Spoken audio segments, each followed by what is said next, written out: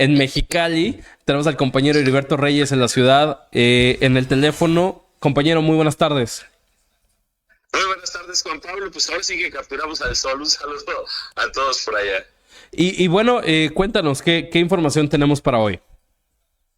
Bueno, confirmar nada más el tema del segundo fallecimiento por golpe de calor ocurrido aquí en la capital de Baja California. Se trata de un adulto mayor de 72 años de edad, de nombre Aurelio, que caminaba al costado de un canal en la zona del Valle de Mexicali y lamentablemente falleció. El cuerpo ingresó a las instalaciones del CEMEFO el 5 de julio y los resultados de la necropsia se confirmaron el día de ayer, ya pues asegurando y constatando que había fallecido por golpe de calor. Hoy el Ayuntamiento de Mexicali y Protección Civil convocó a rueda de prensa para informar lo que nosotros dimos a conocer el día de ayer, Juan Pablo, el tema de las 50 grados de sensación térmica que se pronostican para mañana y para el jueves. Es una cifra que es una alerta para todos los mexicalenses. Obviamente las temperaturas, afortunadamente, y lo dice uno ya por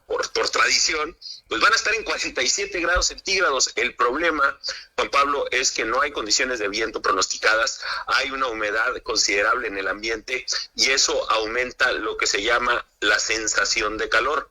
Así es que independientemente de que los termómetros digan que estamos a 47 grados centígrados, para todo ser vivo y sobre todo el ser humano, la sensación de calor es superior y se pronostica que superarán los 50 grados centígrados en las próximas 48 horas. Ya para el viernes mejora, vuelvo a repetir la tradición de usar ciertas palabras, mejora la situación y vamos a colocarnos en 45 grados centígrados. Entonces vienen unos días muy fuertes de calor. Y ya vimos otro fallecimiento, es el segundo. La primera víctima, recordarás, un joven de 23 años que realizaba labores de mecánica en su domicilio, falleció a principios de julio, finales de junio más bien. Y bueno, este es el segundo caso que tenemos confirmado de golpe de calor. Afortunadamente no hemos llegado a los niveles, ni estamos a los niveles del año pasado, donde ya teníamos más de una decena de muertes por golpe de calor, pero la realidad es que vienen los días más complicados, que aquí fue cuando se disparó el año pasado el número de fallecimientos. Y curioso también la observación de que no hemos tenido ningún fallecimiento de personas en situación de calle, que es el grueso de la población que el año pasado falleció por golpe de calor, Juan Pablo. Sí, no, mira, yo justamente lo que hemos estado viendo es que ahorita hay una conversación pues en todo el norte del país, pero ahora sí que en la República en general, porque estamos viendo como dos caras de la moneda. En el centro del país estamos viendo lluvias y huracanes y mucha agua, y acá en el noreste estamos viendo pues completamente lo contrario, un clima básicamente desértico. Estos números que estás arrojando tú, que bien dices, esta semana probablemente va a seguir rompiendo récords durante los próximos días. Yo te quería preguntar si no ha habido alguna clase de conversación, como lo habíamos platicado la semana pasada, sobre medidas que tengan que tomar aquellos trabajadores que se encuentran laborando a las afueras, porque pues al final del día el primer caso de una persona que falleció debido al calor pues fue justamente una persona que se encontraba trabajando a las afueras. Sí, mira, en cuanto a protección civil, las recomendaciones se siguen siendo por cada hora de trabajo, 10 minutos de descanso, sobre todo para los trabajadores del campo, para los trabajadores de la construcción, para los que laboran a la intemperie en términos generales. Esa es la recomendación, el resguardarse durante 10 minutos después de una hora de trabajo. Es la Secretaría de Educación, la Secretaría del Trabajo del Estado la responsable de constatar que se estén aplicando estas medidas, pero a final de cuentas, Juan Pablo, no dejan de ser recomendaciones. Claro. Y ese es aquí el detalle. Obviamente, en cuanto a la ley, puede ser muy estricto, donde dice que cuenten con las condiciones óptimas para laborar. Y en el caso de Mexicali, cuando estás hablando de temperaturas de 50 grados, las condiciones óptimas sería que no estuvieras trabajando a los 50 grados a la intemperie, ¿no? Pero lo que sí puedes hacer es tener espacios donde se puedan proteger de los rayos del sol, darles ese tiempo para rehidratarse, recuperar energías, tomar todos los líquidos y bebidas hidratantes, suero, vida oral, para seguir con las funciones, y hasta ahí es donde llega la responsabilidad de la Secretaría del Trabajo. Entonces aquí va directamente, recae el hecho de que se cumpla ya directamente con los patrones. Y pues también en el caso del muchacho estaba trabajando en su domicilio particular a la intemperie, no estaba en sus funciones de trabajador. Entonces también ese es otro llamado, no necesitas estar trabajando todos los días al sol para sufrir este problema. En realidad necesitas, así en Mexicali necesitas exponerte, y sin exagerar, 20 minutos a los rayos del sol caminando por la calle a las 3 de la tarde para que seguramente sufras un problema severo de salud por las condiciones climatológicas. Estamos hablando de tiempos muy relativos. Obviamente cuando estamos esperando los camiones, aquí le llamamos a algunos compañeros, o tu servilleta les dice los cazadores de las sombras. ¿Por qué? Porque está el paradero del camión, el sol está dando directamente a los asientos, y todas las personas que están esperando el camión están donde está la sombra. Igual se paran detrás de los postes de luz, porque generan una sombra, hacen una fila, y ahí es donde se resguardan de las altas temperaturas, de los rayos directos al sol. Entonces es una situación difícil, pero no hay nada nuevo con respecto a una regulación específica que hable sobre el tema de las altas temperaturas en Baja California. A lo mejor sería interesante hablar con los diputados para ver si ya después de 50 años de temperaturas extremas en Mexicali consideran hacer algo al respecto.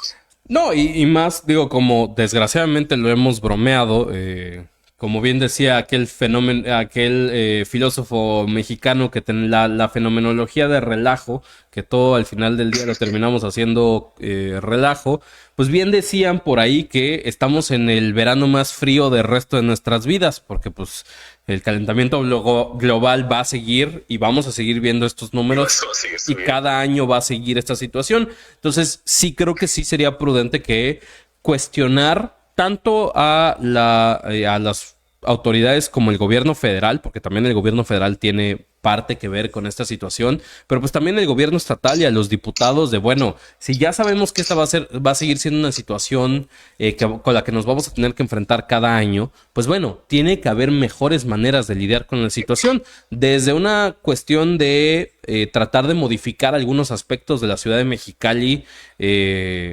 para que justamente pues tenga más, ahora sí que tenga más, la gente tenga más chance de ponerse en una sombrita, porque luego es bien complicado encontrar una sombra en Mexicali. Y más aún, justamente pues asegurarse de que haya mecanismos para evitar, en la medida de las posibilidades, que las personas tengan que laborar a la intemperie en temperaturas como estas. Pero bueno, habrá que cuestionar eso en otro momento. ¿Qué otra información nos tienes, compañero? Juan Pablo, pues no sé si recuerdas que habíamos hablado de que hoy se iba a llevar a cabo la audiencia en el Tribunal Estatal de Justicia Administrativa del exregidor de Morena, José Ramón López Hernández, este regidor que aprovechó la partida de gasto social que tenía a su cargo para distribuir alrededor de 300,000 pesos a los asesores y familiares de sus asesores, y que incluso en su momento mintió en las declaraciones que dio a las autoridades cuando decía que sus asesores ganaban 4,000 pesos mensuales y la realidad era que ganaban 40,000 pesos. Bueno, hoy estaba citado a comparecer ante el Tribunal de Justicia el exregidor, así como los beneficiarios, que son los testigos que presentó la sindicatura municipal sobre el caso, sobre esta denuncia que en su momento presentó el PRI al detectar esta irregularidad en el manejo de recursos, el beneficio directo a los asesores y familiares de los asesores del mismo regidor.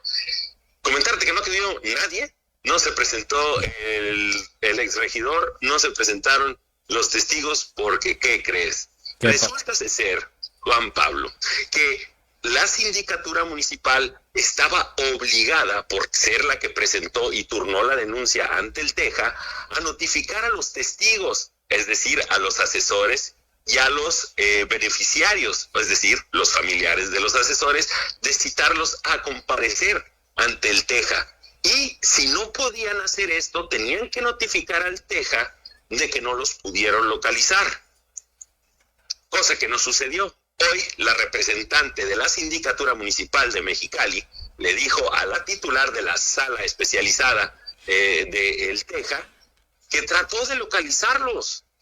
Les llamó varias veces, pero no le contestaron. Entonces, por eso no pudo informarles que tenían esta audiencia el día de hoy. Y con esto, curiosamente, se exime ya de toda responsabilidad a los beneficiarios y a los asesores del ex regidor, por lo que el representante del PRI en Baja California, el representante legal, quien presentó la denuncia en su momento y entregó una carpeta gigantesca con todas las evidencias, domicilios, porque tienen los domicilios la sindicatura, pero limitados con la tecnología, dijeron, les vamos a hablar por teléfono. Y como no les contestaron, pues ya no tienen ninguna responsabilidad. Se acabó completamente la responsabilidad para ellos en este caso.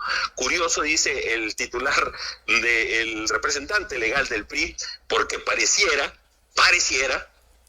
que la sindicatura está tratando de proteger al exregidor y también pues ya logró proteger a quienes resultaron beneficiados con 300,000 pesos del erario público cuando se les dio un recurso que técnicamente no les correspondía porque, ¿cómo se llama esto? Creo que conflicto de intereses. Pero bueno, no me hagas caso a mí, no soy un especialista legal, estos son los hechos, no acudieron, ya quedaron eximidos de toda responsabilidad.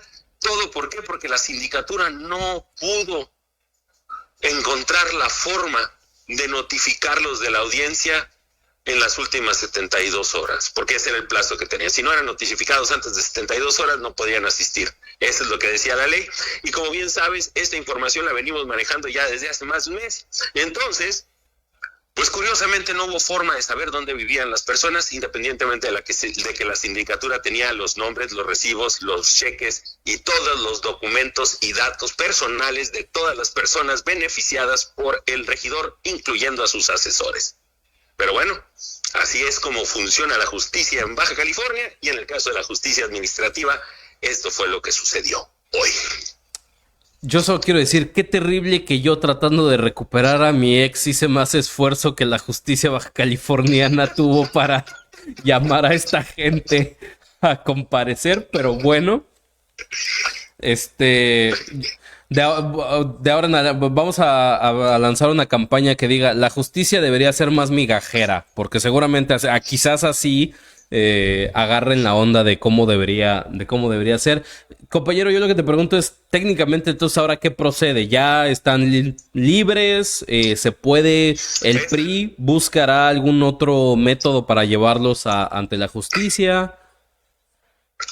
Mira, el caso en este momento contra el exregidor sigue su curso en el Teja. Okay. Lo que se logró por parte de la sindicatura al no citar a los testigos es eximirlos de toda responsabilidad, porque recordarás que ellos fueron los que recibieron ese recurso. Entonces, al no citarlos a comparecer, sindicatura, que es la que está presentando la denuncia, pues elimina ese aspecto de su denuncia. Sí sigue contra José Ramón, pero no contra los familiares. Entonces ellos ya prácticamente no tienen responsabilidad alguna en el tema administrativo, gracias a la que la sindicatura, y repito, eso de gracias a que la sindicatura no lo hizo, porque como bien sabes, aquí trabajamos muy bien, Juan Pablo, y tuvimos la oportunidad de preguntarle al síndico procurador qué diablos pasó, y la respuesta fue exquisita. Su respuesta, la de Óscar Vega Marín, fue que ese es un tema del Teja.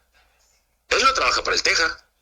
Y en todo caso los va a revisar, pero hasta donde tiene entendido, el Teja es el responsable de citar a las comparecencias. Entonces ahí la sindicatura no tuvo ninguna responsabilidad, independientemente de que fue la representante de la sindicatura la que le dijo a la titular de las salas especializada que fue la sindicatura, o sea, ella, la representante de la sindicatura, la que no pudo citar a los funcionarios. Entonces el síndico procurador de Mexicali resultó ser una persona que no sabe ni cuál es el procedimiento que se debe seguir por parte de la dependencia a su cargo en un caso como esto, en sus propias palabras. No, ahora sí que, como dice el viejo chiste, no pues guau. No pues guau. Bueno, Ahí pues habrá que nomás. estar al pendiente a ver si de nuevo yo desde hoy vamos a aventar esa campaña. La justicia debería ser más migajera, porque si yo puedo poner más énfasis en querer recuperar a mi ex que lo que la Sindicatura Procuradora de Mexicali tuvo para contactar a estas personas, claramente alguien está mal. No voy a decir quién, pero bueno, usted podrá sacar sus propias conclusiones. ¿Algo más que nos quieres compartir, compañero? Pues esta es la información que tenemos para el día de hoy. Fue interesante ver todas estas versiones y ver cómo sigue trabajando la justicia en México en términos generales. Es un caso cerrado para mi gusto. ¿Y sabes por qué, Juan Pablo? Porque lo recuerdo perfectamente. Yo estuve en la rueda de prensa que ofreció el mismo regidor en su momento, después de que se hizo público la denuncia, en la que dijo que sí, en efecto, él apoyó a los familiares de los asesores, pero que en su opinión y en su interpretación de la ley no había hecho nada malo. Así es, esas declaraciones las recuerdo perfectamente porque ahí estuve. Fueron de José Ramón López Hernández. Estuvimos en la sala de regidores del Cabildo del Ayuntamiento de Mexicali. Bueno, en la sala de regidores que tienen ahí los regidores en su lugar donde se aglomeran. Y ahí claramente dijo que sí, en efecto, él había beneficiado, pero en su interpretación de la ley no era ilegal. Y ahora resulta ser que al parecer sí es ilegal. Pero bueno, habrá que ver cómo sigue la justicia. Recordarás que también después de todo eso, el mal manejo de recursos, le dieron la dirección de Bienestar Social y después tuvo que renunciar, porque le robaron ahí 400,000 pesos también cuando estaba a su cargo la dependencia. Entonces muy probablemente va a ser el próximo diputado presidente de la Comisión de Fiscalización del Gobierno del Estado, así como vemos las cosas. Lo que es caer para arriba, compañero, lo que es caer para arriba, pero bueno. Maravilloso. Te agradezco, Heriberto, te agradezco muchísimo que nos hayas tomado la llamada el día de hoy. Estaremos platicando el día de mañana de más temas de la ciudad que anda capturando el sol, quizás en exceso, pero bueno, por vía de mientras, te agradezco de nuevo y te deseo un excelente día. Igualmente, cuídense todos por allá. Claro que sí, hasta luego.